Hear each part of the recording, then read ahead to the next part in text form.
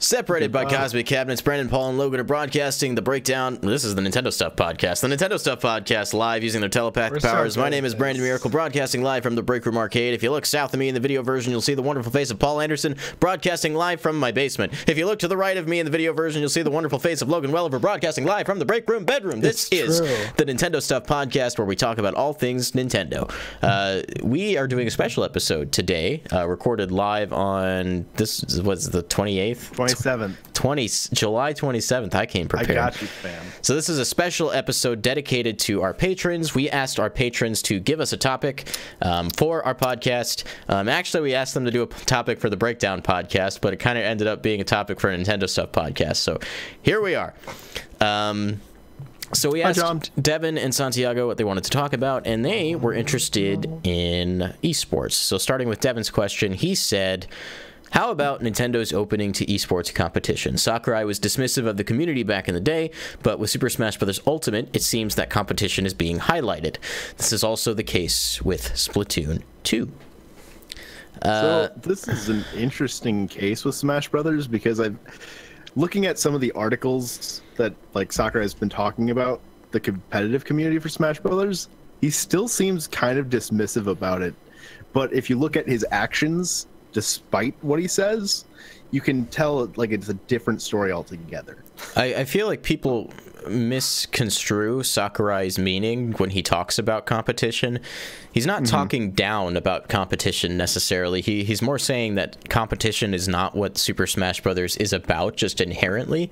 That's not the way he sees it, but he understands that people see the game differently, and they all have their own ways that they want to play it, and he wants to appease to as many of those people at the same time that he possibly can. That said, he can only go so far. Some of the limitations that we saw in Smash Brothers for Wii U and 3DS actually had to deal with the fact that the game was on 3DS. In fact, the speed of that game would be the speed that we're seeing in Ultimate if it hadn't been for the 3DS in the first place. But he's doing some stuff to make it a little flashier for people on stage, like the 1v1 stock counter that shows up when you finish people off, the new camera mechanics when you hit somebody really hard.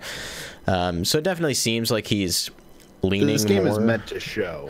Yeah. That said, from a mechanical standpoint, I don't really think that he's giving us that much more than we typically have. Sakurai is still just doing what Sakurai does. Right. I don't think that's changing. I feel like this game is going to show well, and that's one of the things that I don't think Nintendo has really done too well with their esports games yet. To a degree, you need the game to show well because it's meant for other people to watch. And I feel like we're getting there with this. Splatoon 2, it's definitely a step in the right direction, and it definitely has that competitive nature to it. You see teams working together, and it's a game that if you're not working together, it falls apart really quickly. Especially when you're playing against people who are. Yeah. It definitely has that balance. And I feel like Smash has always kind of had that balance. And now he's just adding that visual flair to it. And so it's something that especially if the modes kind of help reinforce this, you have good modes for people in the scene to make it easier to start up tournaments and whatnot, that it's going to show well. The thing about that, though, is that Sakurai is really not making changes. He's made a few changes from a mechanical standpoint, but he's not making changes that fans are really asking for. He's just adding things to make it look good on stage and not doing things that are going to make the players have a better time. So you could argue that he's catering to the competitive scene by not catering to the competitive scene. He's making changes that don't affect everybody else. Yeah. Well, I mean, for a game like this, too, how are you going to get people into the competitive scene if the game is this technical? It's going to take a lot more for players to kind of break through that barrier and get really good at this and competitive, where if he makes it a little bit more accessible, which he definitely has, I think we're really going to see the whole Smash scene just kind of explode with this next game. It's going to be kind of like that Splatoon 2 feeling where like you see families going out and playing competitively. And I feel like maybe we won't necessarily see families playing Smash competitively, but I think we'll see a lot larger crowds, a lot more diversity in those crowds. Yeah, no, I think you're right. Quickly saying hi to everybody in the chat, because oh boy, there's a lot of you. Yeah, I mean, outside of Smash Brothers, I think you're right. Splatoon 2 is definitely competitive centric. But again, it's like it's not really Nintendo as a whole as much as it is just the developers behind each game from an individual standpoint. Nintendo is supporting these competitions, but I feel like that's largely Nintendo of America when it comes to Super Smash Brothers, and definitely Nintendo of Japan when it comes to Splatoon. It's really hard to group all of these things together because we're kind of split between the two territories and how things are handled. This weekend, we have the UK is actually getting their own Splatoon 2 and Super Smash Bros. Ultimate tournaments. So that you know, that's another pillar of these various areas of Nintendo that don't exactly mesh, you know? Yeah, I'd like to kind of see what they do with the Open, where I'm not quite sure what their process was, but they brought someone from every region, so that everyone was represented there in the finals. And I like that a whole lot, and I feel like that's something that they should do more of. Kind of let each branch kind of handle it on their own to figure out who's the top in that region, but then bring the regions together and have a unified, you know, stage show. For sure. I think that's a great way to do it too. Logan, you've been kind of quiet on the matter. What are you thinking? Yeah, I mean, I don't know. Listening to you guys talk, I mean, you guys obviously, I don't know, I don't really have much of an opinion. Other than, like, I guess it's about time. You know? Like, I'm surprised that Nintendo didn't jump on this a little bit sooner. Than, you know, okay, and here's the Switch. Okay, now we're gonna get more serious about competition and online play and things like that. But I don't know, it's something that should happen, and I hope it happens more. You know, we've talked about Nintendo like holding invitationals and championships, and that's really good, and now they're doing it for more games and they're hyping it up more. So I don't know, maybe Nintendo should just like go all in and just make like leagues, you know. I think that's kind of what they need to do. I was talking to Brandon before the show about how, like, especially with like the Smash community up until now, it feels like everything's just kind of like it's created in each area by fans who are very dedicated, but it's all kind of separate. They're all these individual little factions of people who are all passionate about the same game. If Nintendo could work to kind of connect all of that together, they'd have this really big competitive community to draw from. But right now it's just all kind of separated, and that's something that if they could find those like competitive modes for online that can unify all these people, they'd see a really good turnaround with this. I kind of feel bad. I didn't even consider ARMS. ARMS is also one of their competitive games. Doesn't reach nearly the audiences that Super Smash Brothers and Splatoon 2 reach. But that's not to say that audience is being ignored even then. We had that ARMS online tournament that, you know, but we watched, that was months ago now. I think it was before E3. It's been a while. But they still held it. You had Jordan Kent up on there commentating for it, and it was a good time. I remember we had a year with, I think, a Smash tournament, or maybe it wasn't a Smash tournament. We had a Splatoon 2 tournament. We had a Pokken tournament, and I think there was one more tournament on top of that. But they were all during E3, and there was 3 separate live streams for all of the different tournaments. So I think, moreover, Nintendo is getting more involved in supporting these communities through sponsorship, setting up tournaments for them so that they have a platform to stand on, first of all. And it's showing that Nintendo cares that they exist and wants to give them a stage to fight on. That being said, we've had some instances in the past where I think there was one year at EVO, Nintendo pulled the plug on letting them even stream Melee online at all, which was a huge upset. That may have been Apex. It was one of those two tournaments. But the reaction was so unbelievably negative that they quickly turned around their decision and let the tournament get streamed live. So they recognize the power and the strength of these communities and what they mean to the games as they are. I think they've shown that like really early on in the Switch's life cycle that was something that they wanted to work on. Because I want to say it was in the initial Switch trailer. Didn't it end with like Splatoon 2, like a stage? Stage fight. It did. It ended with esports for Splatoon 2. So I mean that was an American-produced trailer, but that trailer was international as far as the Switch is concerned. So yeah, I do think as a whole Nintendo wants to support tournaments more, but to how each different branch of Nintendo handles it a little differently. But then again, like these places are different and they have their own ways of playing in the first place. I don't ever expect Splatoon 2 tournaments here in North America where you see families coming and and fighting as a team. As awesome as that would be, that's just not the way it is. Maybe a parent that sits and watches their kids really proudly. Really quick to answer Skylander Man 360 Runner, he says, do you believe a character will be shown? I'm assuming for that UK tournament. I'm going to put a hard no on that. Not that I don't want it to happen, it's just I feel like that would happen on a bigger platform than a tournament that will be like an international tournament instead of just like one region, then probably. But the tournament doesn't start airing until midnight our time on Sunday, so that's like not something we'll be awake to watch. Fair. That being said, unless Nintendo pulls just whatever. That's what I was gonna say. That being said, Nintendo's weird. Shulk was announced for Super Smash Brothers for Wii U in a Japan-only direct. Yeah, they've done weird stuff before. Yeah, I would just not likely. Let's entertain the possibility for a second. If with it being UK-centric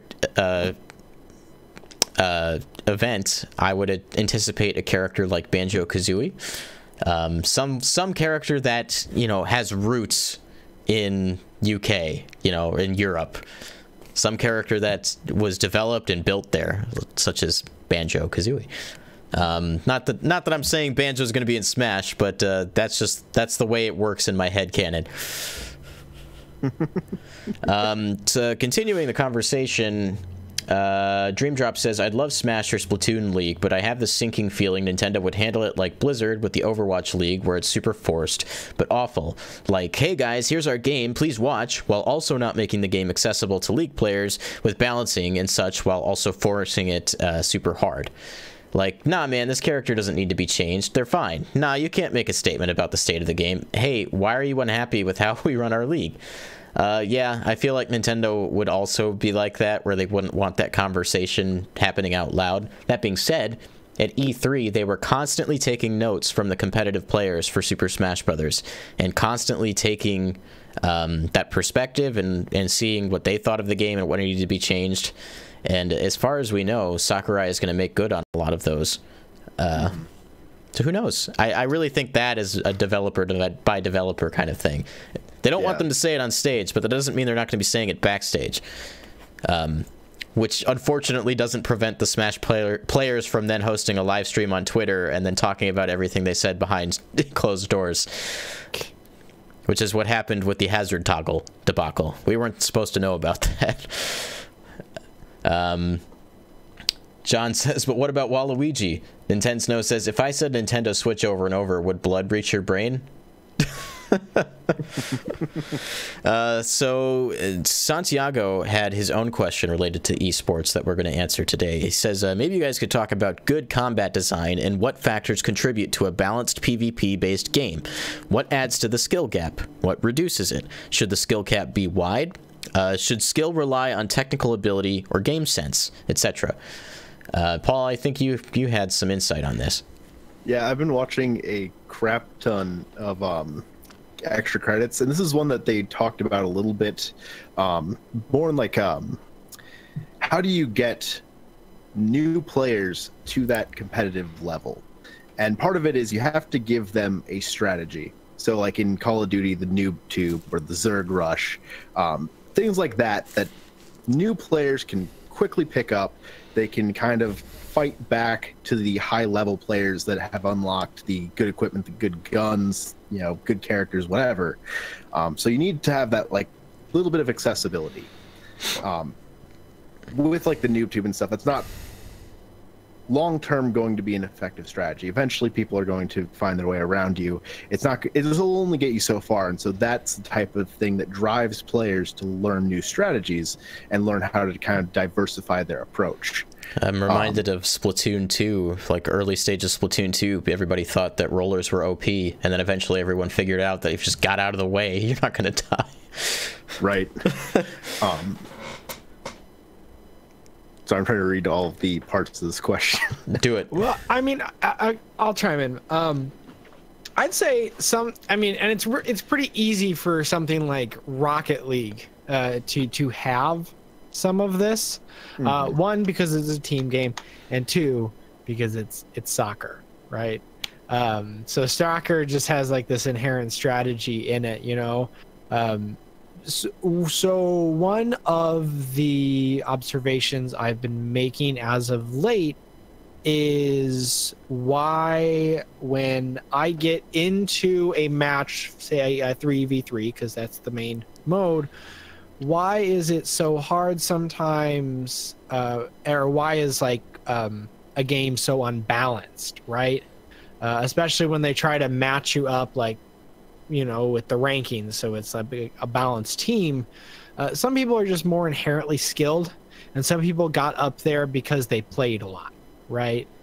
But one of the things you cannot do if you want to win is you can't treat it like you're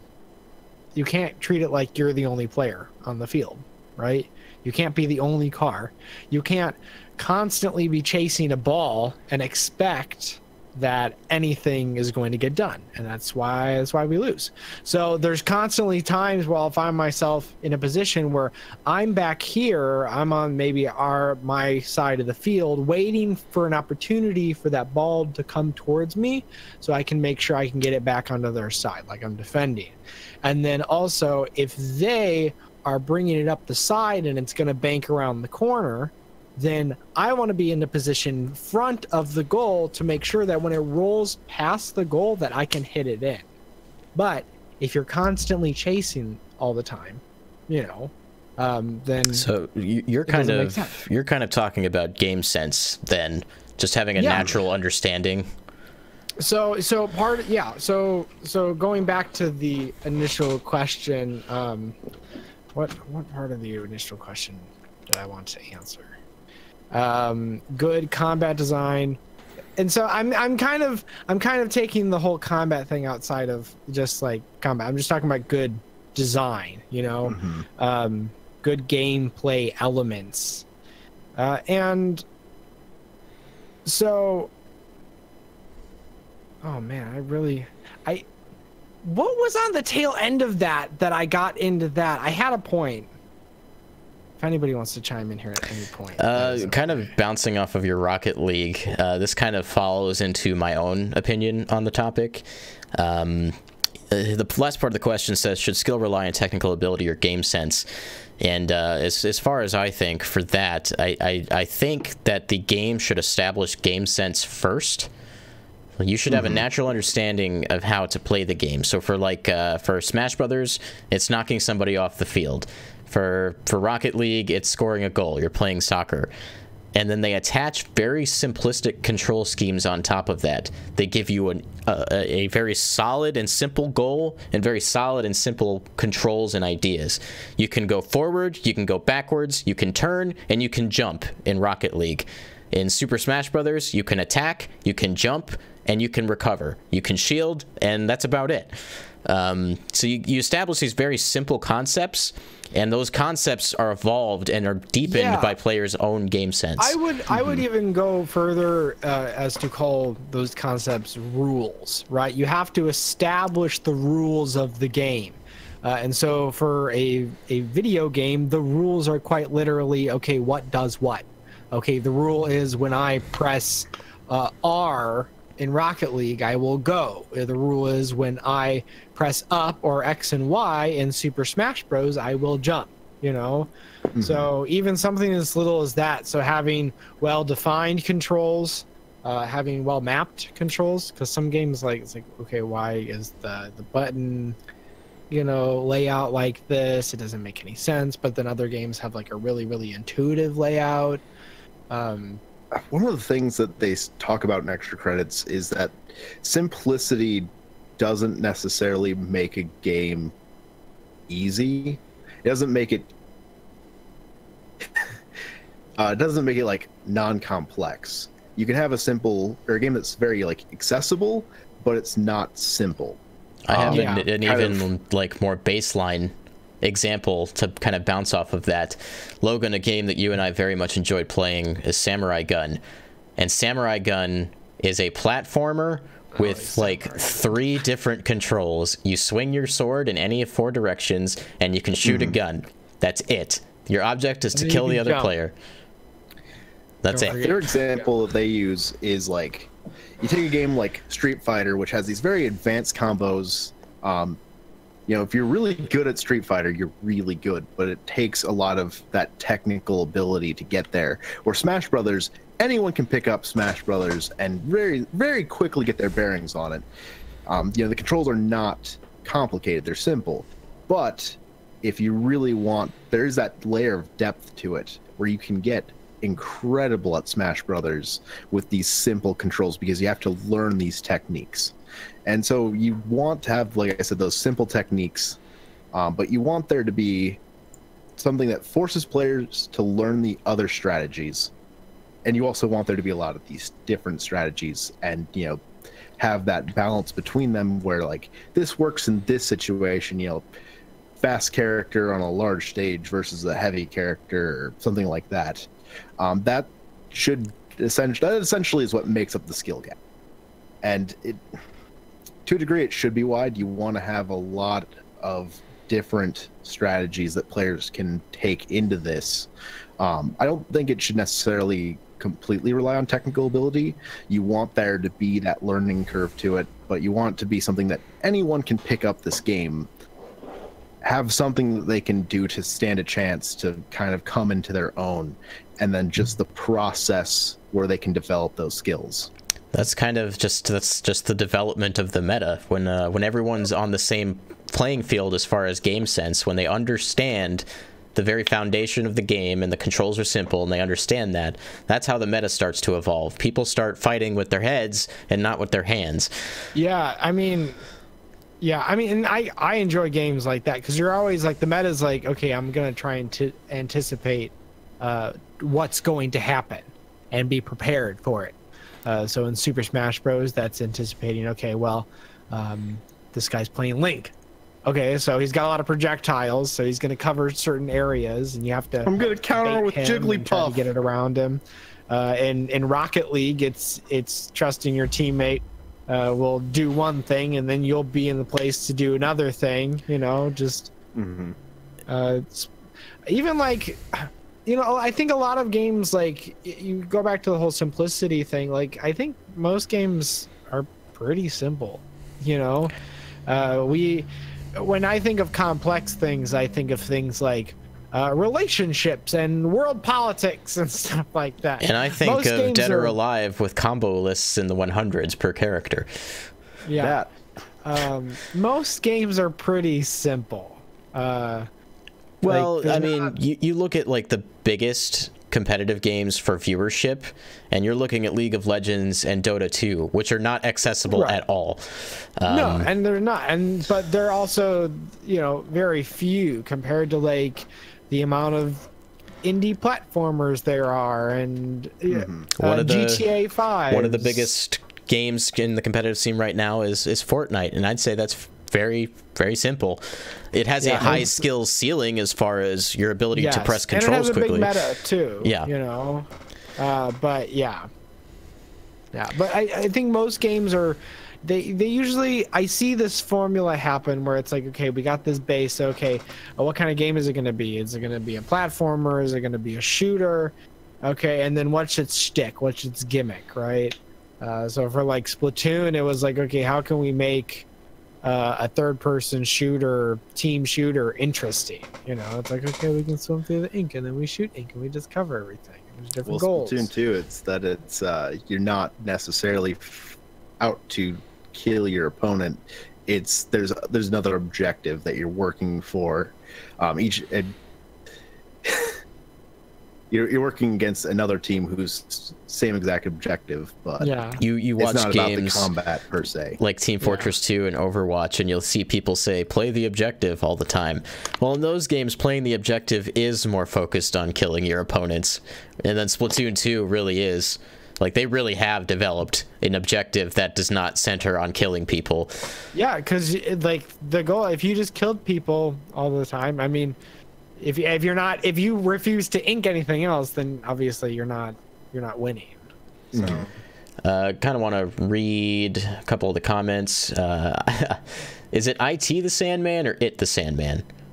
Either way, it says Jigglypuff, best girl. Got to give that H-Box love. Dream Drop says people start fighting with their head is super accurate. Reads knowing how to counterpick in matchups, etc. Esports are very much faster chess. Yeah, I'd say Tekken is definitely a convoluted, complex fighting game, for instance. Characters have over 100 moves, but how many of them are safe, smart, optimal, or downright useless? That's probably where the meta lies for that game. Yeah, there is a divide in the fighting game community, I've noticed, specifically. You have the fighting game community that plays fighting games, and then you have the fighting game community that plays Super Smash Brothers. And they do not like each other at all, from what it seems. Fighting game community members, like Street Fighter players, Tekken players, you always see them hating on Smash players, saying that Smash isn't a fighting game. Street Fighter and Tekken have very incredibly high technical ceilings. Smash Brothers, in general, not counting Melee, doesn't really have a high technicality ceiling or technical ceiling, which is kind of the argument that we started with, technical skill versus game sense. The thing is, like, these fighting game players, they are so in tune with their technical skill that once they're at that high level, now they're almost entirely relying on game sense because they've mastered technical skill. There's a limit to that.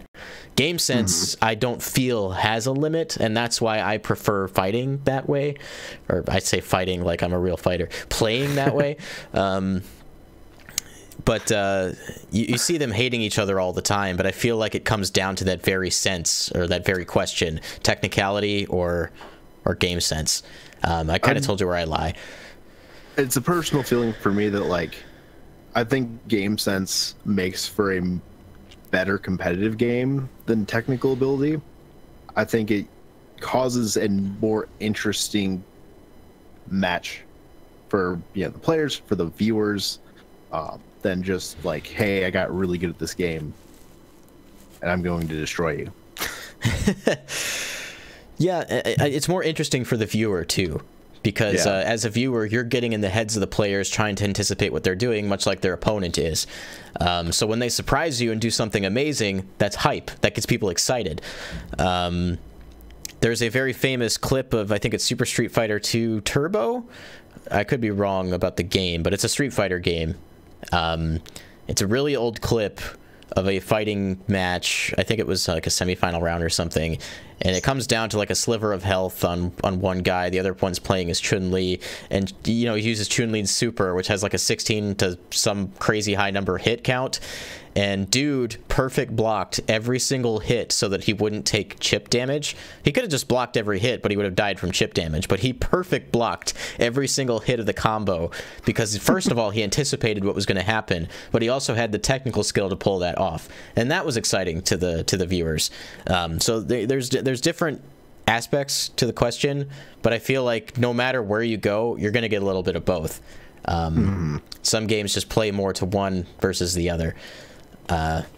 Logan, what do you prefer on the spectrum of competition? Super Street Fighter or Street Fighter 3 Third Strike, the full Daigo parry. That's what I was referencing, by the way. You're referring to what, technicality versus what, game sense? Yeah. Well, I mean, I think this is a no-brainer. I feel like if you are to fully enjoy and compete in any game, like, you kind of have to give yourself over to the game sense. And the only way to do that effectively is if, again, you've mastered technique. And so, like, for example, in Rocket League, I still don't have a really strong air game, okay? And most people don't. One of the hardest things you could ever do in Rocket League is get good at, like, oh, I'm gonna freaking rocket into the air and this is gonna go where I want it to, you know? You can't be completely accurate in Rocket League. That's just not the nature of the game, which, again, that kind of makes it fun, right? You don't have to be super precise, but it does pay to kind of have a little foresight and be able to anticipate balls here. I'm gonna fly up here, hit this down.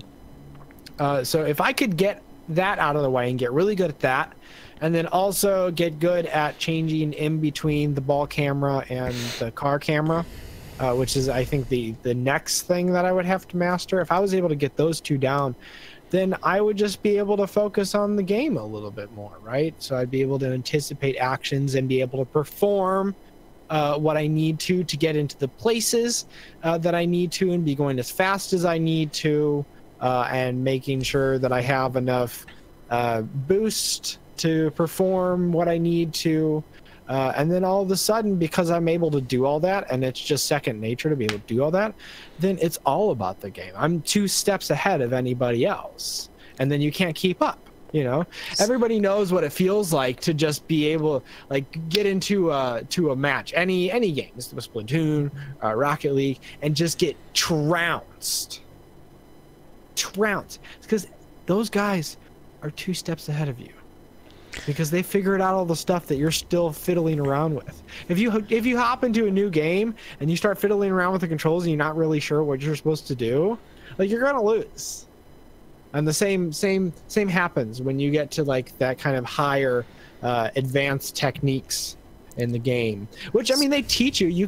They have the tutorials, all really great tutorials, all in Rocket League, you know. So, like, if you wanted to, you could really get down, like, how to control your vehicle and the multitudes of different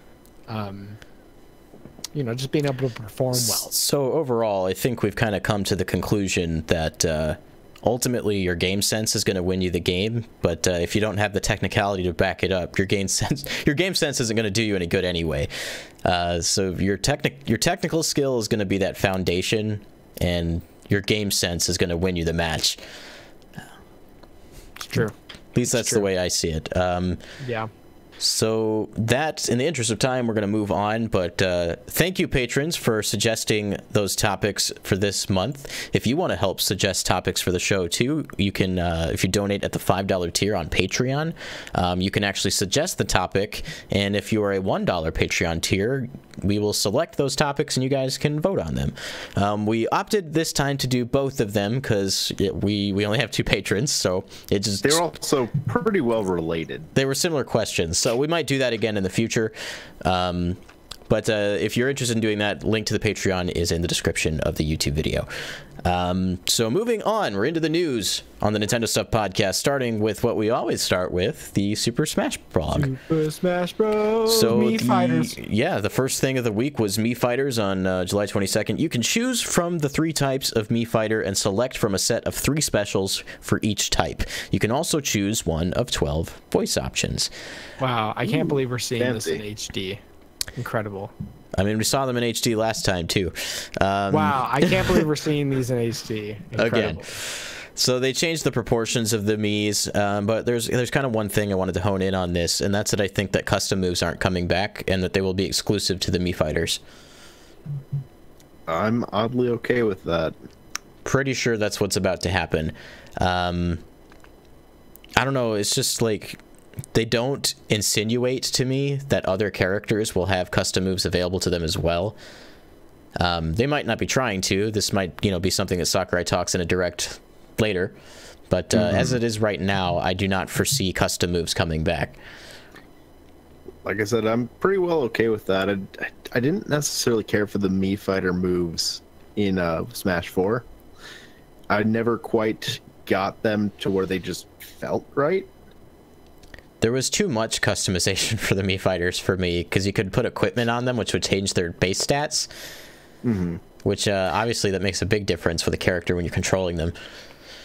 They felt really like slow and kind of clunky, so I never really... I liked the concept, but I could never actually like really work with them too well. I have a feeling like Sakurai probably definitely recognizes that issue, and I have a feeling like these Miis will be much more refined and at least more fun to play. That's what I anticipate. That's the hope. I think they mentioned in the Direct, Sakurai mentioned that some of their moves have been changed. So it's not like they just got ignored. There was some time put into their reintroduction into the Smash series. They needed it. But can we talk about the 12 voice options?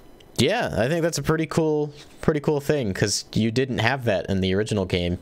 You just have the one. I mean, this is just reminiscent of a lot of Japanese games, right? Where you get to choose your voice at the very beginning. Which one sounds the most like Abraham Lincoln? This is just Monster Hunter now. This is Monster Hunter. This sounds like Crate Reggie. Hunter. Yeah, could you imagine them just adding, I imagine that they'll still... I think they'll be customizable still. Because, again, that's just more content that they could release. The other characters or the Miis? No, the Miis. Okay. Because then you can just release a bunch of costumes for characters that aren't actually in the game. Like they did the Monster Hunter. I fully anticipate costumes. Yeah. Be silly You're just not saying that it's going to be equipment that's going to change stats and stuff. Right, not that kind of stuff. Because that's just too much. Yeah, so I don't know. It'll be fun. I think anything. I like just the idea of having avatars to manipulate. Being there doesn't change your experience at all. Yeah. If they play well, then they're a great addition, because then you can add anyone to Smash Brothers. Like Elijah Everyone's Wood. in Smash Brothers. Exactly. I definitely want to play as Elijah Wood. That was the top of my list. I want to play as Reggie. This is what Dream Drop says. He said he'd made Mii Brawler if Reggie was a voice option. Yeah. I'm going to go to Mii Fighter and then go to 13 voice options, with the 13th one being Reggie Fils-Aimé. All right. I have to go back to playing Animal Crossing New Leaf on my Nintendo 3DS. That needs to be his victory screen speech. At the very least, if they make it, if they should add that as an option. If you have that voice and your Mii is named Reggie specifically, then that will be your victory screen. That'd be great. Be like that small Easter egg. The game should be shipped with like Mii's built in that are just like Nintendo developers and Reggie. I think that'd be great. I would buy the heck out of a Reggie Mii amiibo. Yeah, oh yeah, day one.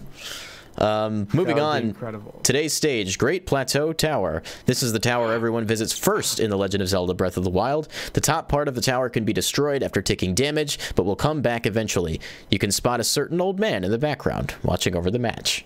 Oh, I see him. Dad. I see the old man. He's right there. He's on the right side of the picture. Watching me on top of the tower. So this looks like it was just ripped right out of Breath of the Wild for the most part, which is great because it looks good. Got a nice view of Death Mountain. Yeah, I love how vast it is too. Like, despite the game being more limited for being, it's a fighting game, you can still see quite the expanse of Breath of the Wild. Hyrule Castle in the background. I like this stage. The one thing I really don't care for so much is the top part of the tower. It's kind of in the way, personally, but the fact that it can break is kind of cool. That's what makes it different, man. I think the competitive players are going to shut this one down pretty quick. Probably. It's okay though, because Omega. Yeah. And Battlefield. We're fine. I mean, even though they have Omega, they just count it as Battlefield. So if somebody strikes Battlefield, that's like 60, some 80 stages that they're not going to fight on. I can dream. I'm hoping there's a hazard toggle version where the middle platform's just gone, or the middle part is gone. It makes me wonder, like, how detailed the hazard toggle is going to be. Like, can I play it with the middle piece? Like just the platform in the center? Is what you're saying? Well, when that part disappears, a new platform spawns that you can kind of face through. I want to fight on that with the hazard toggle. Okay, so then it becomes almost Battlefield. Well, I mean, there's no stage layout in the game that looks like that, from what I know. Well, right, but what I'm saying, it's like, oh, we just lost 2 other platforms and then we moved the middle one down. Yeah, but it helps mix up competitive play because there's not a lot. Variety is the spice of life. Yeah, the more the more stages that they have to accumulate to, the bigger the meta gets, which I think is important. Other than that, I think it looks great. I can't wait to see She Says do a boundary break on this stage. Yeah, I anticipate that will probably happen. I'm wondering how close of a direct rip to Breath of the Wild it actually is. Or if it's custom made, not sure. Sandman says, I think the stage looks clean, but I haven't even played Breath of the Wild yet. You should do that. You should do that. Moving on, today's music, you can now listen to the F-Zero medley. Takenobu Mitsuyoshi, arranged and also sang the song for this version. The medley consists of Death Wind, Fire Field, and perhaps more. I might like F-Zero music a lot. The fact this song has lyrics, which I think is really awesome. Yeah. I've heard the Japanese version. Was the American listing of this also just sung in Japanese? I don't think so. Okay, because I'm not sure. Logan, you have some stuff to do with this song, don't you? Yeah, I do. Yeah, I do. Yeah, you do. I guess I should plug that. So actually, here's what I'm gonna do. Is everybody listening? Is everybody watching right now and listening to what I'm saying? I'm not watching or listening. No, not you guys. I'm talking to the audience. Thank you very much. So, what I'm gonna need you to do is, if I do not have this video up by Wednesday, you guys all need to berate me on Twitter, okay? At LonkyDubs. Everybody in the chat, you need to berate Logan on Twitter. So follow me on Twitter and berate me if it's not up. Even if it is, Wednesday. just do it anyway. But I'm not gonna tell you exactly what I'm doing. But I will be doing a little bit of a piece about this little music piece for her. So look forward to that later in the week. So for those of you who are watching right now, I'm playing the song in the background. You can probably hear it a little bit. I like this piece. Just excited to hear more music. Smash music's always good. Yeah, there's a lot of it. Seems like they've been releasing like 1 track a week towards the middle of the week, which has been kind of neat. Moving on to the next day, July 24th, Princess Peach's Castle, a returning stage from Super Smash Bros. Melee. Watch out for Bonsai Bill to come flying out of nowhere and explode. There are also red, yellow, and green switches you can press to make exclamation point blocks appear. Try hitting them to get items. This stage's transformation into HD was really good. This is supreme. Yeah. This is I think it might be one of the prettiest stages in the game right now, but all of the returning like melee stages look really nice. Yeah. This is definitely up there. Look at textures. Like such detail. Such detail. It's really nice. And it's like painting. This is like one of the stages with hazards in Melee I actually enjoyed fighting on. One of the things that I didn't like about it is that the left part and the right part of the stage felt kind of cramped, but it almost looks like it's a little bit wider than it used to be, which is good in my book. I could be making that up. Do you know what I think this means? I think this is Super Mario 64 remake. Yeah. I'm okay with that. Super Mario 64 remake would be the best thing ever. Next to a Sunshine remake. Stop your mouth. Stop running it. Stop it. Yeah, Logan, stop. You don't know what you're talking about. Anyway. Mooseman says he loves how the stage looks better than the castle in Super Mario Odyssey. They're also trying to achieve very different artistic directions. Yeah, this is really very different. pleasant to look at for sure. Funnily enough, it's not even like, it doesn't even look that much like the castle from Super Mario 64. A lot of the details are just wrong, but that's to make the stage functional. But other than that, you know, it looks fine. I love it. Yeah, same. Looking forward to this. Will probably be one of the stages I play without the hazard toggle turned on. It's not like the hazards were that great. I mean, Bonsai Bill, if you get hit by it, you die. If I remember right, that's just a kill. So that's cool. I can live with that though. Yeah, I mean, it's easy to dodge. You can hear it coming, and it's really slow. It's not a super obnoxious hazard like some of the others. Ridley. We got the Super Mario 64 remake on DS already. What are you talking about? Isn't that what you want? Nintendo. No. Next day, Rob. He has 2 powerful projectiles, Robo Beam and Gyro, along with a very effective recovery. The 1P color in the North American version of the game is a light gray, and the 2P is a red and white, but this is reversed in the Japanese version. Obviously, this is a reference to Rob's colors related to the NES and Famicom releases in Japan and North America. So in North America, this is kind of a neat detail, if you ask me. In North America, awesome. He defaults to his NES color, and in Japan, he defaults to his Famicom color, which is really dope. I think in Brawl, he actually defaulted to his Famicom color, I want to say. And I think they did that because of the Subspace Emissary. When he makes his appearance, he shows up in his Famicom color. It feels really good to see Rob in HD. It's the second time. Yeah. The second time this happened this episode. The only real change that they've made is there's that meter on his chassis that tells you how much recovery fluid you have left, or energy, or whatever. Yeah. Recovery fluid.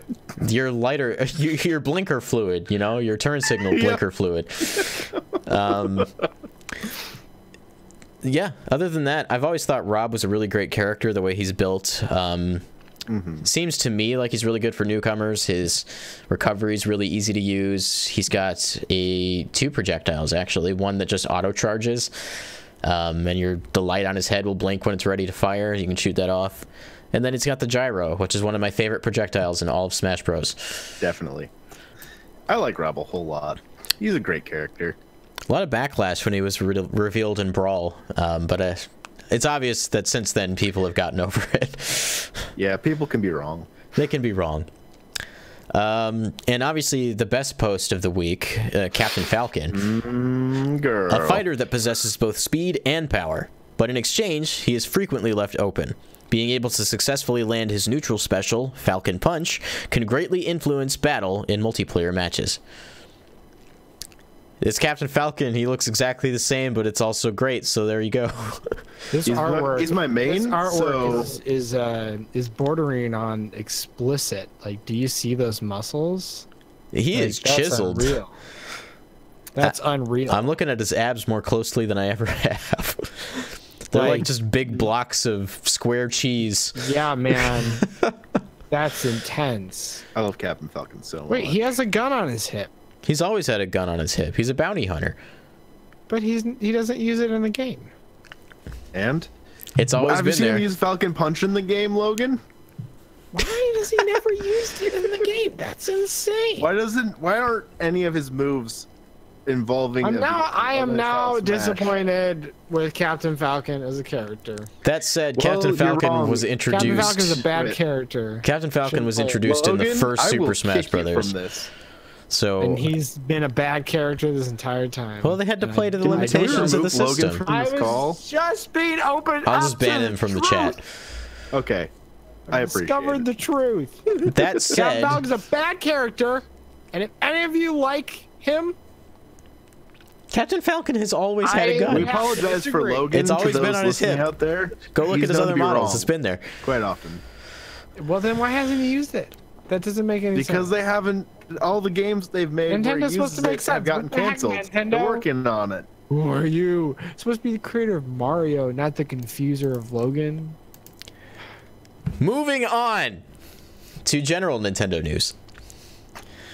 General Nintendo news. The Metal Gear movie director has shared his ideas about a potential Legend of Zelda movie. And to quote him, he says, "I think you have to find a way to very intensely fuse the pure just sort of fantasy, the Ocarina of Time and Link to the Past. But then I think you need to find a way to incorporate the newer pseudo-tech stuff, you know, the lasers and Tron lines that happen in the newer games, but in a way that's not overwhelming. The thing about Zelda is not the Lord of the Rings, right? You cannot forget how quirky and bizarre Zelda is. I think you need to find a way to actually fuse the traditional Zelda and the very new Zelda." So it's obvious that he's talking about Breath of the Wild. So he's informed. Yeah.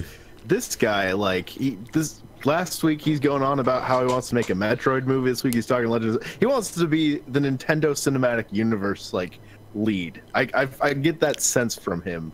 And honestly, from what he said so far, I'd be okay with that. Yeah, it seems like he very much knows what these game movies need to be about. He knows what the heart and soul of the games are at their very core. And he wants to adapt that specifically to the big screen. Not a story that we've already been told, but what the essence of the game is. And that is definitely the right approach to doing this. Like his idea... give this guy your properties and some money. If you missed it, we talked about this, I think, last week. His concept for a Metroid film was all about, you know, having Samus be isolated and alone, and how to make that engaging. Guy, huh? Yeah. He's also making the Metal Gear movie, which he's been sharing concept art every day for the last 15 days, I think. And it looks really good, by the way. Can't wait for that. What was the name of the guy that used to do the movies, the game movies? He was just Yue something. I know who you're talking about, but I cannot. He left the industry, and he was the reason we got all those bad movies, because he just wanted to make money. Yeah. Now we have people who are actually passionate. Yeah. So I feel like this guy's gonna go far. He just needs, like I said, some properties and some money to make movies with the properties. You know, he's only talking about this stuff out loud because he wants Nintendo to look at him and consider him as an option.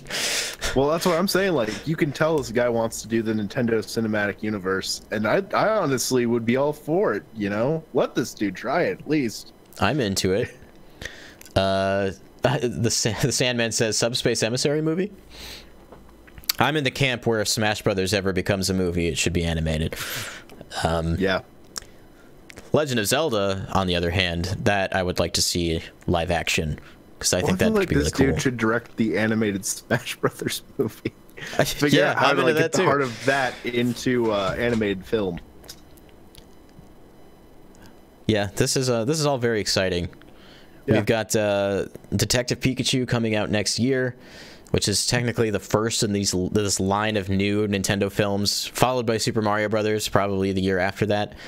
At the very least, Super Mario Brothers will be out before the 2020 Tokyo Olympics, and before the opening. And before we go to Japan. Before we go to Japan, before the opening of Super Nintendo World. So yeah, super. All really exciting stuff. Moving on. Team Squid won. We lost. Moving on. We won. We definitely won. Moving on. We were Team Squid. Moving on. Moving on. All right, Team Squid, you win. We won. Nintendo takes legal action against 2 notorious Arizona-based ROM websites. It's been a long time since Nintendo's really like attacked piracy like this, I want to say.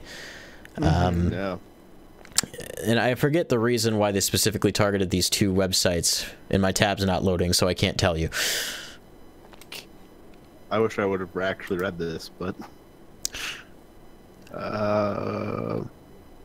there's a Slowpoke festival. They don't even say. It's just it's the same stuff. Same Arizona-based company. It's piracy. They wanted to shut it down. They want to. I feel like it depends on the ROMs and the situation. Like, if I still feel like it's important to have these like online. Yeah, there are certain games that just are no longer playable anymore because something happened, and it preserves gaming history. They're probably trying to nip the ROMs that are more current in the bud. That's my guess. And that I'm okay Probably. with. If that was their goal, like, more power to them. Regardless, this is something that Nintendo has a lot more work to do if they ever want to actually quell. It might actually be impossible to quell. Who knows? But moving on, Pokemon Let's Go has a new requirement system for challenging gym leaders. We've known this for a while, but it's become more recognized in media, so I guess we'll talk about it. There is a requirement to battle gym leaders that might require you to have a specific Pokemon, a Pokemon with a specific move, or a Pokemon of a specific type, and you cannot challenge them without having met that prerequisite before you battle them. A lot of people are not into this. For me, I'm a little indifferent on the whole thing. I don't like it, but I don't hate it. It's good for new players. I think it may have been better to have this only for the first couple gyms and not all of them. Yeah. So that's really all I have to say on it. Yeah. I'm not opposed to it. I think it's probably more or less meant to encourage players to catch as many different Pokemon as you can, because you never know what the requirement is going to be when you get to that next gym. Yeah. I mean, usually the theming for the gym, once you're actually in the city, is pretty clear what you're going to be facing. Yeah. But it is what it is. I'm interested in seeing how all these changes affect Pokemon and how many people will be into it and how many people are going to hate it. We'll see. Yeah. I think it depends on how it's done, how specific it gets and whatnot. Yeah, regardless, Nintendo's gonna make a lot of money, so you guys can suck it up. Buy the game if you want, don't buy it if you don't want it. Speaking of don't buy it if you don't want it, Splatoon 2 trading cards will be releasing in Japan. Each pack will also include a wafer cookie inside as well. Dang it! Being distributed by Bandai Candy. There will be 25 cards in total to collect. That seems reasonable. I'm gonna buy a ton and not open them. For being only 25 cards, there's not a lot of tradability. It does make it seem more feasible, and they might actually make more money because of that. Who knows? Right. I'm not really into those kinds of trading cards. I like trading card games, but there's no game attached to this, so there's really no reason for me to collect. The only thing I want to collect with them, though, is the cookies. Now that I know they exist. Yeah, they do look nice. If you're just into collecting, like, this makes sense. So if you like the aesthetic, if you're a huge fan of Splatoon and you just want more memorabilia and merchandise, yeah. And obviously in Japan, this is releasing in Japan, so I imagine there's probably going to be a lot of kids who are gonna, I don't know how it works in Japan, but I imagine that would be the target, demographic, is the younger generation. Well, Splatoon is meant to target kids. That's not necessarily who all bought it, but in Japan, maybe yes, but not here. Yeah. So yeah, this fits into Japanese culture. I feel like this is just something. This is a scheme that already works there. There's gacha machines there, blind buys, still super popular in Japan, and this fits the bill. So I understand. Moving on, you can now pre-order a Nintendo Switch Online subscription on Amazon. Don't do it yet. Don't pre-order. There is something specific about this I did want to talk about, and that's actually the design of the card, because I saw people online berating the design of the card for not saying what the subscription gives you. Here's why I think they actually nailed the card design. It's very big. It's bright red, and it's going to stick out like a sore thumb on the shelf. Someone's going to pick it up, flip it over, and look at all the information on the back, where it's going to tell you everything that it does, not on the front. I think it looks really slick. Yeah, I think it does too. I feel like this is just to grab your attention from the get-go, which is something, like, if they had designs on it and characters and all that, it's going to get drowned in all of the other cards that are on the shelf already. This is going to stick out. Is good design. So don't pre-order. Nintendo, given that this is happening, we're probably not that far away from actually learning the rest about Nintendo Switch Online. I wouldn't be surprised if we get a direct sometime next month or early September detailing the rest of the information we don't know, such as the other 10 games that we're going to get with the Classics line. So yeah, that's... Yeah, I would wait until you know exactly what you're getting to even... I mean, it's only $20 over here. If this was Germany, you couldn't even. And remember, if you do the family group, you and 8 people can join up together, or you and 7 other people, excuse me, can join up together and split the cost of $35 a year, and all of you get it for 1 year and all of the online features. It's kind of a good deal. As soon as we find out exactly how that works, we'll be in good shape. But it looks like you just have to all be in the group on the Nintendo account system on the website. They've made it pretty simple to do. So if you're worried about pricing, after it comes out, investigate that. Find some people to jump in with and get the price down.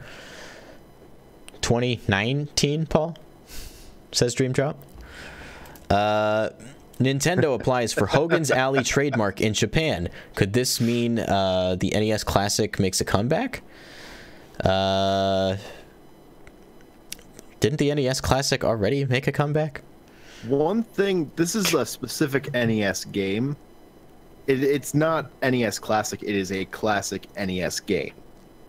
Okay.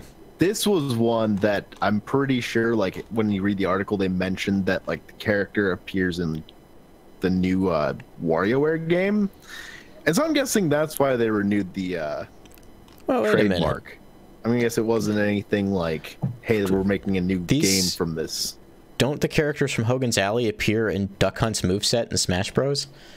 That's his down B. That too. You're probably right.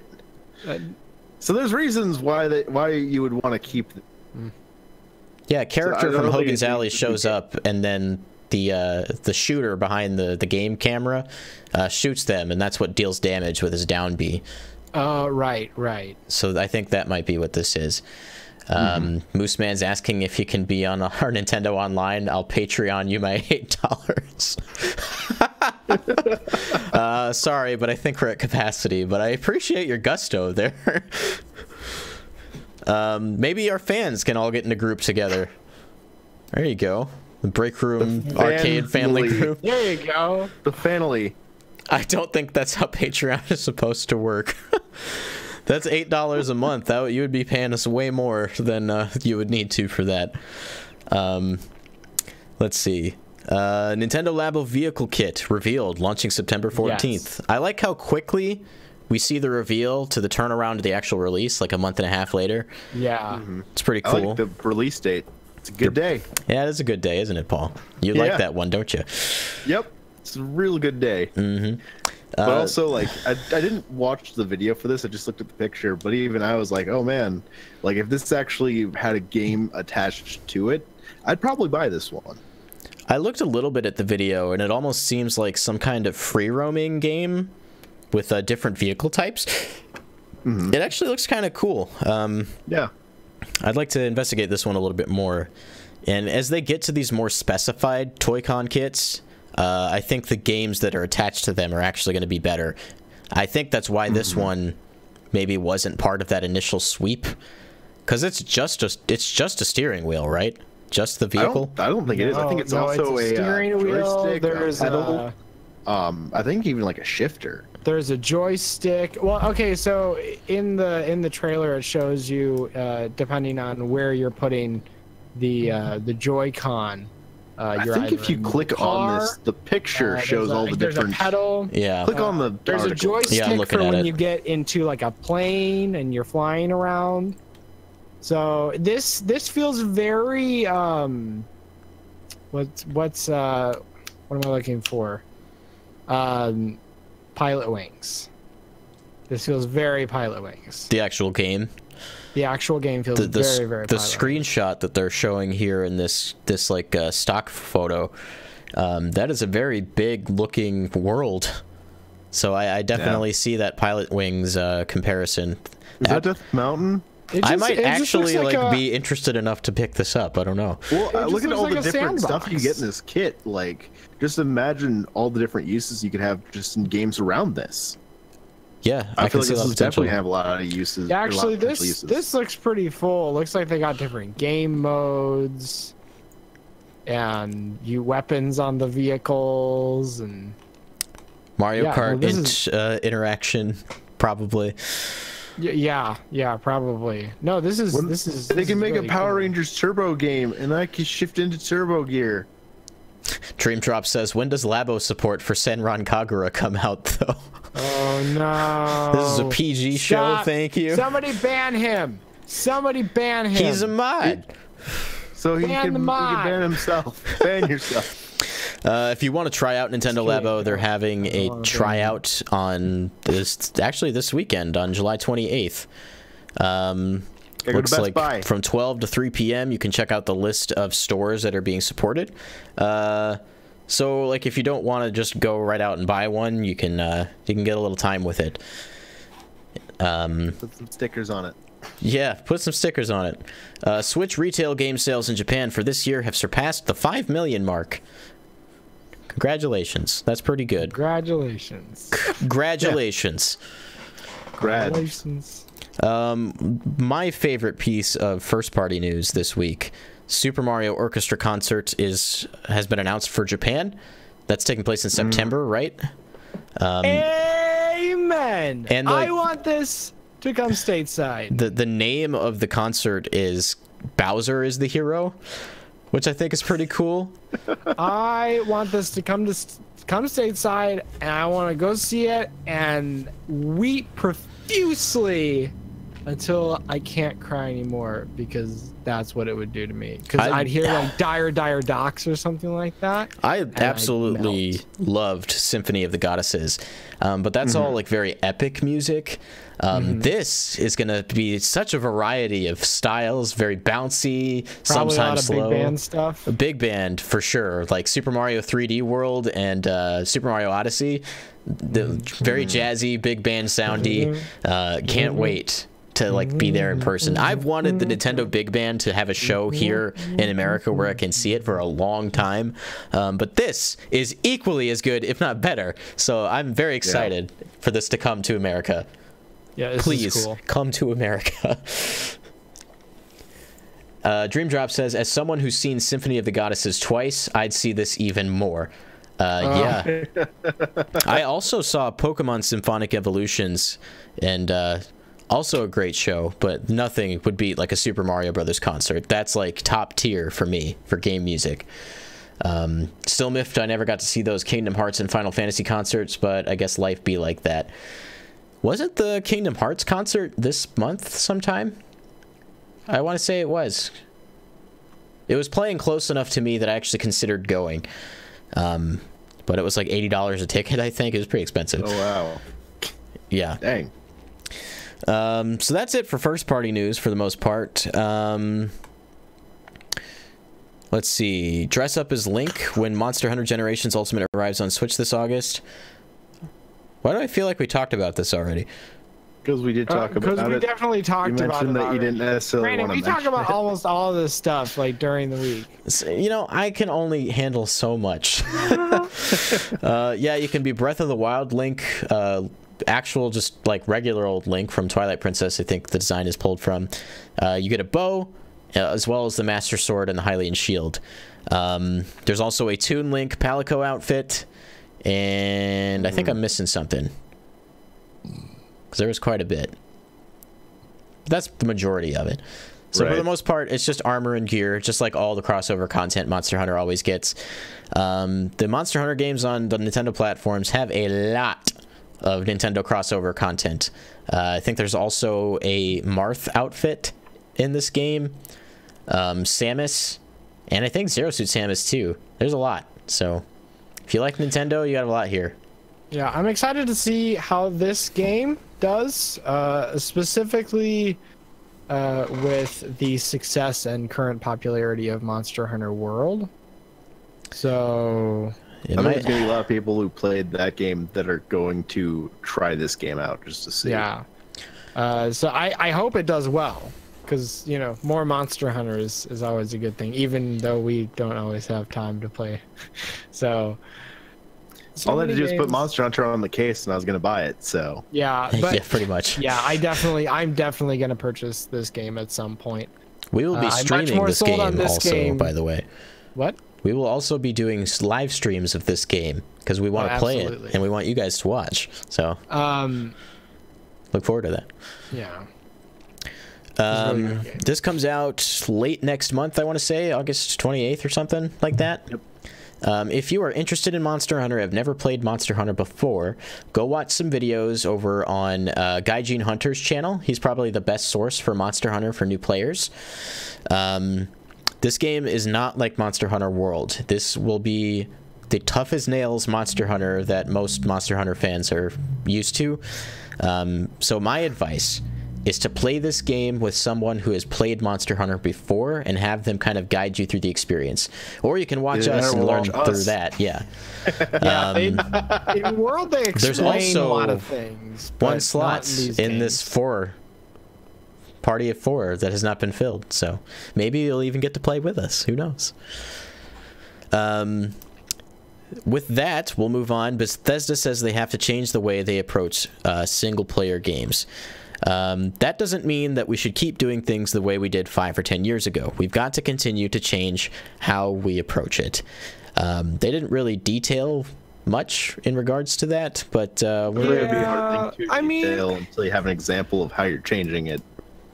This is like with everything, Fallout right? 76. So, especially with a medium as young as video games, you know, there's still so much room for improvement. Yeah. Whether they are talking about how they approach it in terms of the design or the development. Obviously, Nintendo is already doing this, but they don't. I mean, they talk about it, but they don't talk about it. And so we got to change it up, man. It's like, no, they see certain needs and they want to create a certain type of game. And so they ask themselves, what's the most effective way to design this game? And then that's how we got Breath of the Wild. Mm-hmm. You look at what Breath of the Wild did, and that's what Bethesda is doing. They're like, oh crap, but let's innovate.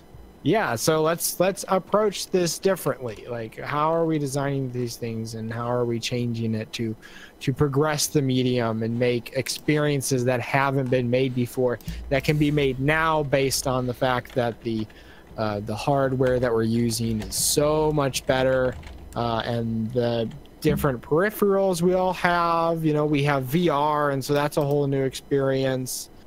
So I could see some solo VR stuff from Bethesda in the near future that isn't just a port or something, a reworking of a pre-existing IP. Yeah, definitely. I'm interested in seeing what they do. Single player games still have a very big place in my gaming career. I'd say overall solo games and single player games are my bread and butter. I love playing multiplayer games, and I love playing games with you guys. But overall, I grew up playing single player games because, I was kind of in the household by myself, didn't really have anybody around that played games, so it's how I was raised. So I'd be kind of sad if single player games were ever to leave or didn't evolve. Super Mario Odyssey, Legend of Zelda Breath of the Wild, bless both of you. 10 out of 10 every time. So yeah. Speaking of single-player games, Japan Square Enix once again apologized for Octopath Traveler shortages. They sold through 90% of their initial shipment. That's really good. They definitely weren't expecting this game to be as big as it did. Yeah, they're selling a lot more than they expected. They've been pleasantly surprised. I think they even put out a video thanking the gamers for attaching to the game the way they did. It's like they didn't realize they were putting it on the Nintendo Switch. It prints money, guys. It kind of does. This is kind of the perfect game aesthetically, and I think it kind of itches that scratches that nostalgia itch. That Final Fantasy VI itch that we don't have. So there's a lot of people again who are okay. I got a Switch because I can actually play video games now. You know, I can take it to work, and all of a sudden you get you know, Final Fantasy style-esque RPG. You know, that's also really, really different and pretty. That looks mature, but then it's still got that old school vibe. I mean, that's perfect. That's perfect. Like, I want this game so bad, and I would play it on the go. Dreamdrop says, this is perfect. Dreamdrop says, I'm so glad Octopath is doing so well. They always throw their turn-based RPGs to their B teams or whatever in favor of the new heavy action games, but people love the classic style even today. So I'm glad they're waking up now. Yeah. I think even like before this game, they put out a more traditional styled RPG on mobile platforms. I remember hearing about that. I don't know how well or not well it was received. But that's not to say they haven't been making these games. I would say that this game is kind of like a spiritual successor to the Bravely Default games, because the gameplay is very similar, and I'm pretty sure they're made by the same team.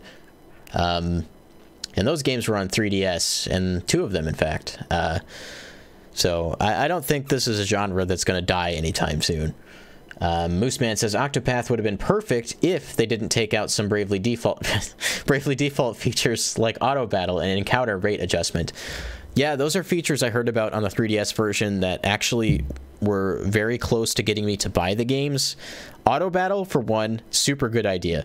The game just kind of plays itself. If you don't want to sit there and grind, you can just let the game take care of that for you, so you can only play it when you're there for the meat of the experience. And then if you just want to like get from point A to point B, you can turn the encounter rate all the way to 0 and just walk to your destination, not have to worry about it. Those are good features for JRPGs. Those are the kinds of things that actually keep me from playing them. The reason I'm getting through Xenoblade is because it's very easy for me to just say, no, I'm not doing that battle. I'm just going to keep going. Just keep walking. Yeah. So, yeah, it would be nice if those kinds of features were there. That's not to say they can't patch them in later. They were very responsive and very receptive to that initial demo. So I think they're going to keep patching the game and try to achieve a perfect balance for those kinds of things. Moving on, Sonic Mania Plus becomes the highest rated Sonic game in 25 years. That's pretty impressive. I still need to finish it. I still need to buy it. It's not even a long game. Like those Sonic games are never long. I beat it in like 5 hours, and that was with like me going into a second save with a different character configuration and doing it again.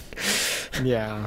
That being said, you know, Sonic Mania Plus has Ray and Mighty and adds a couple new modes. And that, I think, for original owners of the game, was just a $5 DLC. Right. Really cheap.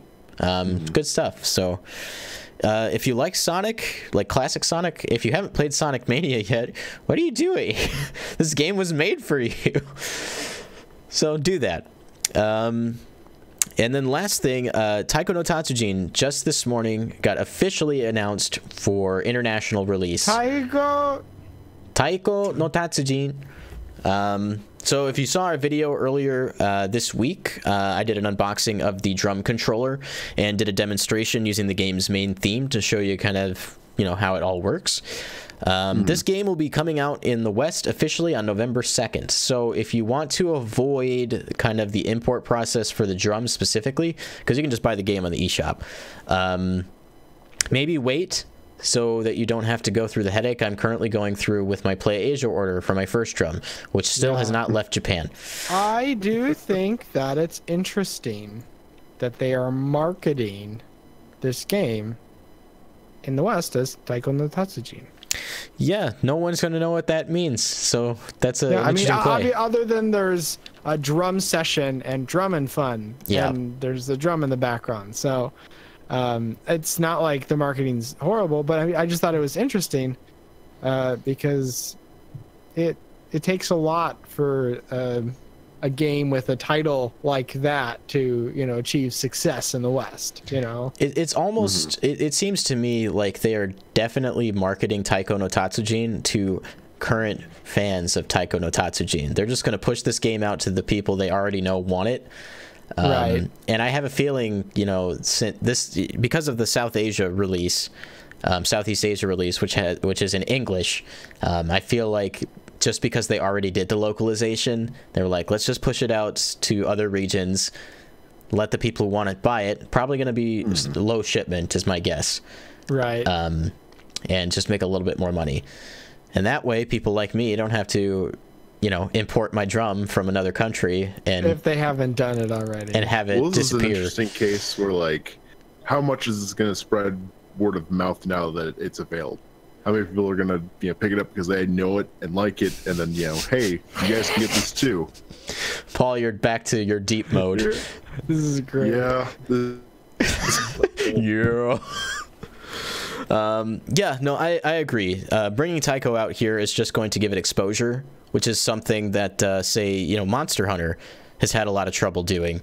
But just getting it out there, putting it on a system like Nintendo, which has a wider childlike audience, just puts it in more hands, gets it more recognized, and eventually Tycho might even be as popular here as it currently is in Japan. Well, this is definitely one that I'd never heard of until you got displayed interest in it and started talking about it. I would have never heard about it otherwise.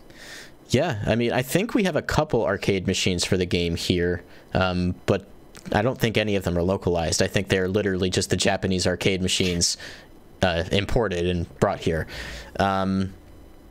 So yeah, I'm very happy that this is finally happening.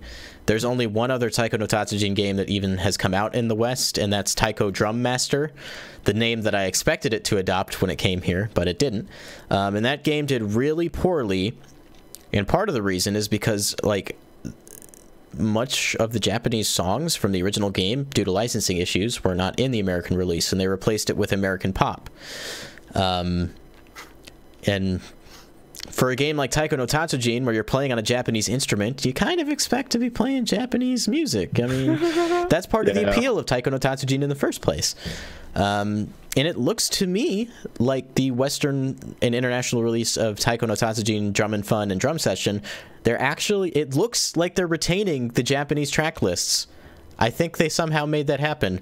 Well, that remains to be seen, but I think they did it. And if they didn't, you can still just buy the Japanese version on the eShop and then go to your store and buy your drum in store now.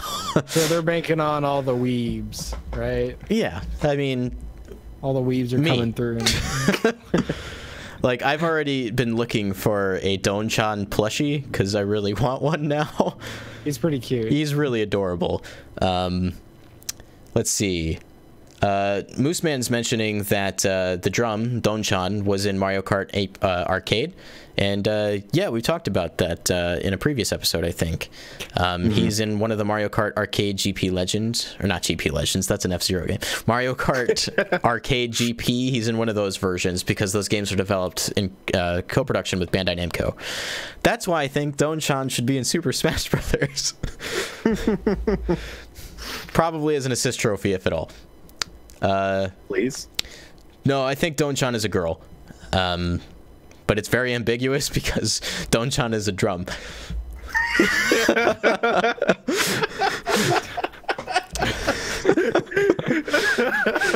Mooseman also said it was only a matter of time. Most Japanese Switch games get put in the American eShop. No kidding. There are 100% Japanese adult star games in the eShop with 0 translations. Also says, Mooseman also says, it'll sell. Kids like my little brother like the drum character. And yes, Chan doesn't mean girl, but Chan is attached to names for young children, typically girls. It's not like a set in stone thing, but that is generally how it works. But only for young children. I'm watching gameplay of Don-chan in Mario Kart. Oh yeah? Yeah. It's really interesting. I posted the wow, link. Mooseman, that's a little much for our show. That said, I love Taiko no Tatsujin, and I'm going to keep talking about it because that's the only game of Switch I played last week. Wow, you played a game for Switch this week? I did. Sponsor us. Sponsor us, Taiko no Tatsujin. I love you. Brandon's your word of mouth. So while I don't have the first drum I ordered, I got the second drum I ordered in 3 days flat. So I've been playing the game with that. These drums have had a bad reputation in Japan for not being good for like the past 15 years. And now suddenly they are fantastic and they work as intended. So don't be afraid of buying a drum now. Don't listen to the people on Reddit. They don't know what they're talking about. By and large, the drum seems to be fixed.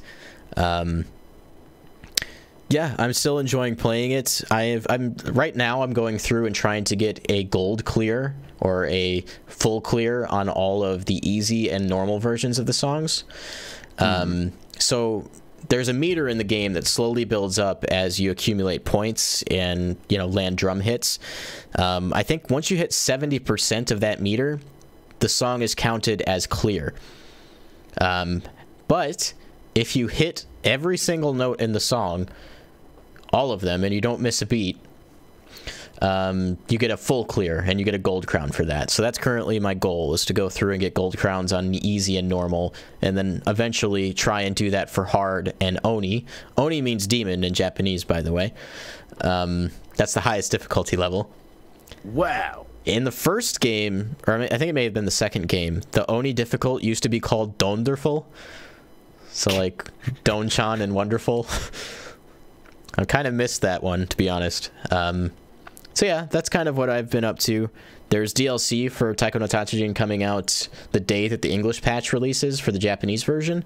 5 Studio Ghibli songs. There's going to be a song from Castle in the Sky, 2 songs from Kiki's Delivery Service, 1 from My Neighbor Totoro, and 1 from Ponyo.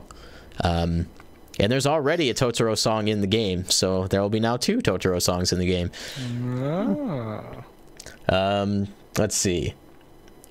Dream Drop says Bandai Namco kind of just sponsors Break Room Arcade. Like, shout out to one of the 2 people in North American who North American in North America who play this. Moose Man says, my bad, Dream Drop. I'll be cool, kid friendly. That's right. Kidding. Haha, I'm getting on Taiko vibes soon enough. Yeah. If you like rhythm games, try out Taiko. Like, I plan to this weekend. Yeah, we'll do that, Paul. It's really fun. Very, very high skill ceiling. Go on YouTube and just look up somebody playing Taiko and pick one of the ones that has like 10 million plus views, and you'll see what I'm talking about. I was showing a demo to my coworker Gary, and he just like walked away because it's just like I can't even, and he just walked off. The game actually gives me motion sickness on the higher difficulty levels because the notes come by so fast. I get dizzy. Yeah. So be warned, I guess. But that's it for me. I didn't play anything this week. Okay. It's been busy. All right, then that's you, Logan. Yeah, the only thing I played on my Switch this week was Rocket League. I played a lot of Rocket League. I'm still playing a lot of Rocket League. If you guys like Rocket League, guys should have me on Switch and we should play some Rocket League together. Because I play a lot of Rocket League, especially when I just have downtime. Though I might be pretty busy this weekend making videos. So just hit us up in the Discord. Join our Discord if you haven't. I know a lot of you guys are already in the Discord. And start some conversations in there. What games do you like? All that good stuff. Quick tangent. Dream Drop says, hey, Brandon, what's the acronym for Break Room Arcade? I think we should change that. And I said, yeah, that doesn't read too well. BRA, or bra. There we go. Just add the second letter into each one. Bror. Is that an H out there? Bruh. Bror. Bruh. I was going to say the B Arcade. The B Arcade? Yeah. The Brandon Arcade. The Brandon Miracle Arcade. Wow, man, add your last name to that. Make it real all about you. Yeah, I mean, I got to make it fancy. Brandon Rogan Anderson Arcade. Rogan. Anyway, Logan. Yeah, no, I mean, that's it. I played a lot of Rocket League. Actually, I do have something to say about this. I was playing earlier, and I was having a really tough time, okay? And so I was like, okay, I want to have an easy time. So I'm going to turn off crossplay, and I'm just gonna play against other Nintendo Switch owners. And I couldn't get into a 3v3 match. It just didn't happen. I was like, is nobody playing right now? And so I just turned everything on. Like, I selected all the modes. I was like, okay, throw me into a match. And it put me into like 1v1s, right? So I was just doing 1v1s with other Nintendo Switch owners earlier today. And it's really easy to see who the better players are when you're playing 1v1. Because for most of that stuff, I was killing it, right? Just killing it. I was getting like 6-7 goals in any match. And then there was one though that I was up against a veteran, and he smoked me like 7-0. It was really sad. And that was one of those moments where I was like, how can I play this better? And so by the end of the 5-minute match time, I had a few saves in there, and I was setting myself up better, and I was watching closely to see what he did and what the techniques there are. So one of the things they'll do is like, okay, so something to note is that there are 5 starting spawn positions, right? And on each team, no matter how many players, you're always mirrored, right?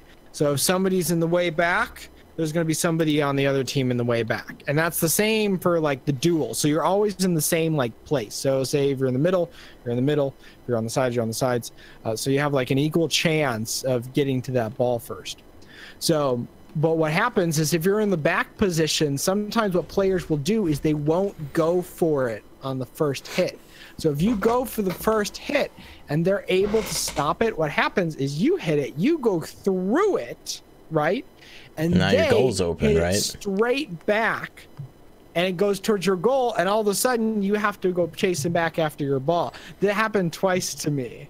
One of those games I won because I didn't let him do it too many times. The other one was the one where I just got smoked. But even like the kick off per se is, you know, there's a lot going on there. You have to really think about, okay, how am I going to come in at the ball? Sometimes they won't come at all, and if you hit it nicely, it just glides right into the goal. I got a few of those today. I really like Rocket League. Everybody should play Rocket League. You probably know what Rocket League is at this point. But yeah, that's what I did on my Switch this week. To answer the question in the chat, relating to the acronym for our name, how about we just call it B-Raw? B-Raw? Yeah, that works. Put it like an apostrophe in between B and R. B-Raw. Or you guys could just stop being immature and just say I've recognized this as an issue for a long time. I just never We need brought to it add up. an H to the end of it, and that's brah. Bruh. Or we could capitalize on this, Bruh. and if we get a large enough female Thanks for fan base, watching, we can bruh. merchandise. Friends are like, show's over. Sorry, I had to I was reading back the chat. I only play Metroid Blast Ball. Sorry. That's our show for this week. That was our first Patreon topic special episode. If you want to get in on that, click on the Patreon link in the description, and the $1 and $5 tiers are the ones you're going to want to look at to how you can get involved. Dreamdrop Sora, who's currently in the chat right now, he is the one who submitted the question about combat in esports. And our other patron, Devin, is actually moving right now, so he wasn't able to watch this live. He'll watch it back later, I'm sure. Sure, yeah. So if you want to get involved and you want to submit a topic for us to talk about on the show, once a month we'll do a Patreon episode. Click that Patreon link, figure out how to get involved. If you want to talk with us, hang out with us, we have a Discord server. There's a link to that in the description as well. Also follow us on Twitter. Yeah, follow us on all of our social media, Breakroom Arcade, everywhere. I'm at Babababs on Twitter, Logan's at LoggyDoves, Paul at Gunnysaurus. But if you join our Discord server, you'll notice that there will be some private Discord rooms that you don't have access to unless you are one of our cool patrons. So, more incentive for you. If you liked what you saw here tonight and you're not subscribed, please hit that subscribe button to find out when we're going to be live next. We do our shows Mondays and Friday nights at 7:30 p.m. Central Time. I'm going to keep teasing that episode with Roger's Base. He is just a very busy guy. I was in one of his streams a couple days ago, and he said probably a couple more weeks because he's catching up on a lot of stuff. He's moving too. Yeah. Yeah. Then I mean, let the dude get settled by all means. You know. Yeah, he's got some time. We have another special guest that will be on sometime in September. We'll tell you who that is a little bit closer to. You will not want to miss that by any means. That's going to be a really good time. It's juicy. It's a juicy one. Yeah. And don't worry, Snow. If you can't support us through Patreon, we are just happy that you're here supporting us as creators, just in general. So we love you guys. Thanks for hanging out with us. Like this video if you liked it. Subscribe if you haven't. Please rate us on our podcast sources. Always helps us out, specifically on iTunes. So with that, don't break your back. Breaking the games, I hit a button. And for now, break time's over. We'll see you later.